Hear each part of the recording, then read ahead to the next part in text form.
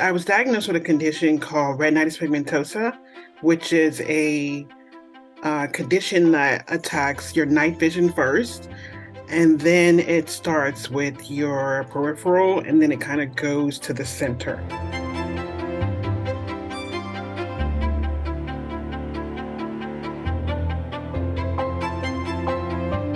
I'm Darren Kagan. I'm the executive director of Just One More Foundation. And we also have on with us Richard Rogers, who actually is the founder of the foundation. Hello. Hello, Vinettea. How you Hey, doing? everyone. I'm well, thank you.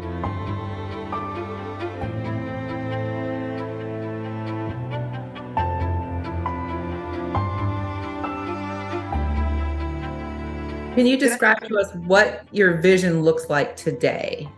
If you can imagine not having any night vision, that's it, completely gone. So that doesn't exist.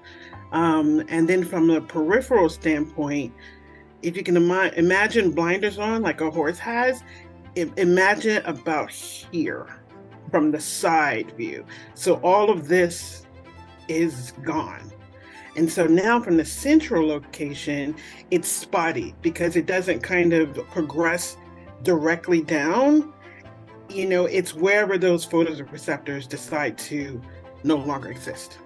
So it sounds like you're pretty close to getting your master's degree completed. Is that correct? Yes, and that was the hard part because the vision loss, for some reason during that period from 2019 to 22, progressed quickly.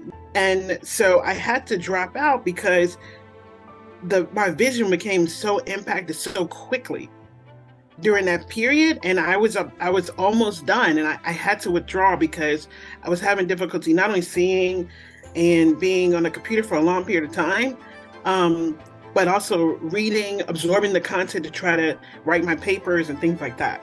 So have you, that happened when you first were diagnosed, but now you have different coping mechanisms that if you were able to, if you had the resources, you would be able to complete the two courses? The Commonwealth of Virginia has a department for visually impaired and blind persons. So I went to them, and then I found out there were a lot of, magnifiers.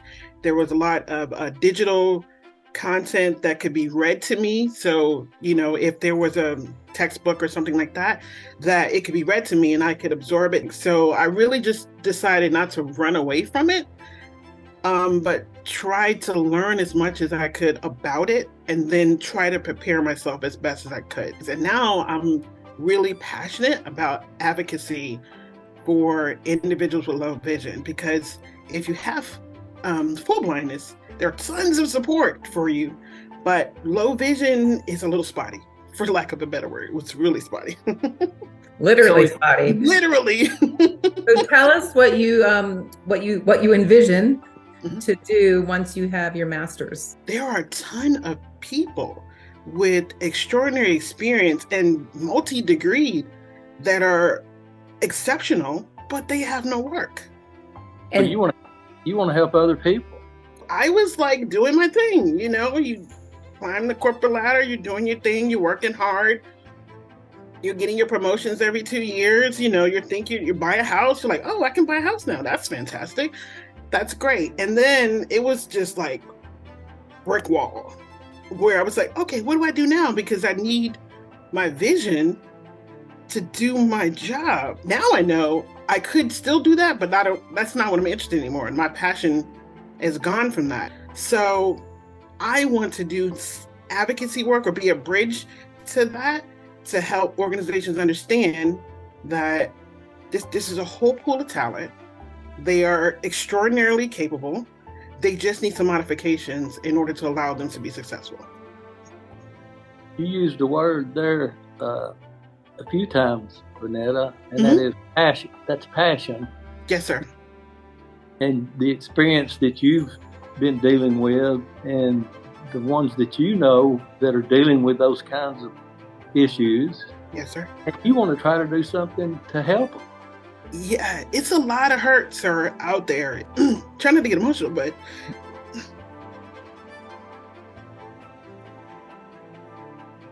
people feel defeated.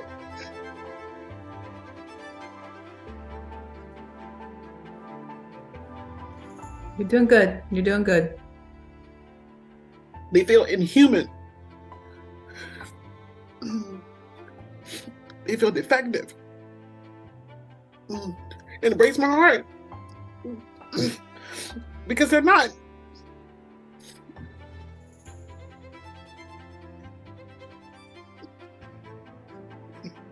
They just have to do things differently. Richard, another thing I picked up from Vinettea, another common value I think we share that we didn't really talk about is she brought about the importance of work. Yes. And the ability to work. Yes.